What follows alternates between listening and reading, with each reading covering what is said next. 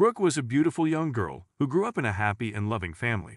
One day, her father gave her an unusual gift, a little raven chick. While raising him, Brooke learned responsibility. Unfortunately, one day the girl died for unknown reasons. During her funeral, a raven sat on the coffin, and it was then that something incredible happened.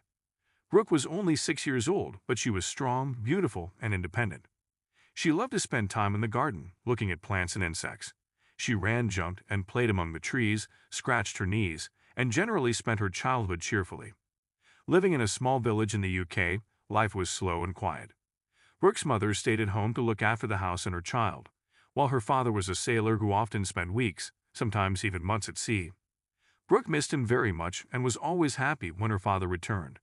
Not only did she spend time with her father, but she also loved the weird and wonderful gifts he brought her. Over the past few years, he had brought her shells from a Caribbean beach, exotic sculptures from some Middle Eastern country, and books and toys from all over Europe and America. Brooke stood impatiently at the gate, waiting for her father to walk down the street. This time, he had been away for 2 months and was due to return home at any moment. Suddenly, she saw her father walking slowly down the street. Brooke screamed with joy and ran toward him, throwing herself into his arms.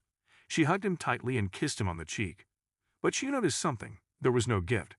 Usually, Dad would immediately hand her some gift-wrapped item, but not this time. Instead, he knelt down and placed something in her hand. She jumped slightly as she felt something twitch in her palm and looked down to see a tiny chick. Her father told her it was a small crow. He asked her to protect and care for it like a real human child. Brooke was embarrassed, but her face brightened as she realized how much responsibility lay on her shoulders. Over the next few weeks, Brooke spent all her time with the raven. She fed him, gave him water, and even taught him a few tricks. Crows are very smart birds, and her pet quickly understood what the little girl was trying to teach him. The chick also began to grow, and within a few weeks had learned to fly. Brooke would take him outside and watch in adoration as he soared through the sky. He could easily fly away and never return, but he always found his way back to her. It was clear there was a strong bond between the girl and the bird. But one day, tragedy struck. While in the garden, lying under a large tree, Brooke suddenly stopped breathing and grabbed her throat. The raven began to scream loudly, and a few minutes later, Brooke's parents came to the window to see what was wrong. Seeing their daughter lying on the ground, they ran outside and grabbed her. Ignoring the raven, they rushed her into the car and drove to the nearest hospital. The raven sat in a tree, watching their car drive away. At the hospital, doctors quickly began examining Brooke's lungs. Such a young and healthy girl shouldn't have any breathing problems, so they performed a lung scan to ensure there were no issues. There was practically no time, as the lack of oxygen could cause serious and irreparable damage. All this time, her parents watched anxiously with tears in their eyes. Despite the doctor's best efforts, Brooke was pronounced dead. Meanwhile, the raven sat outside the hospital room's window, knocking persistently. The staff decided to drive it away. A hospital was no place for such a bird. Even if it was a pet, it couldn't be allowed inside. As Brooke's parents drove home, the raven pecked at their car, creating a lot of noise. Grief-stricken, they ignored him. Once home, as they prepared for the funeral, the raven kept trying to get their attention, but they were too overwhelmed with their loss.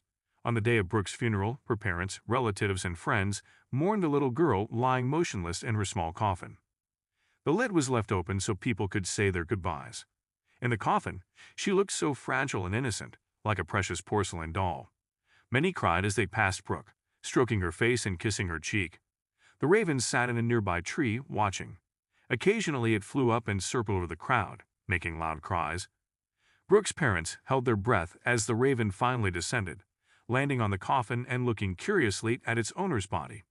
Suddenly the bird began making a strange buzzing sound, as if asking a question. It jumped back and forth from the lid to the edge of the coffin, then back again.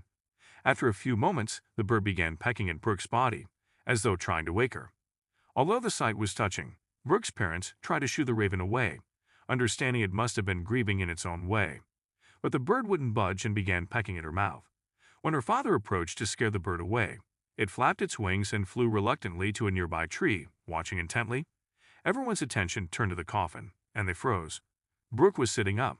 On her lap was a small walnut-sized apple that had been lodged in her throat after falling from the tree she'd been lying under in the garden.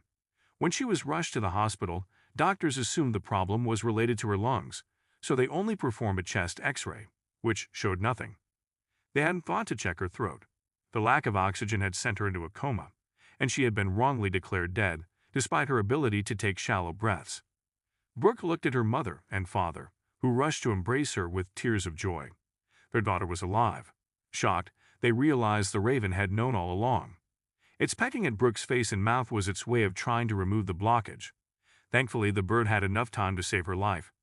Dear viewers, how would you react if you were at Brooke's funeral and witnessed such an incredible event? As always, we're happy to read your comments. If you like this story, please like and subscribe to our channel. Goodbye.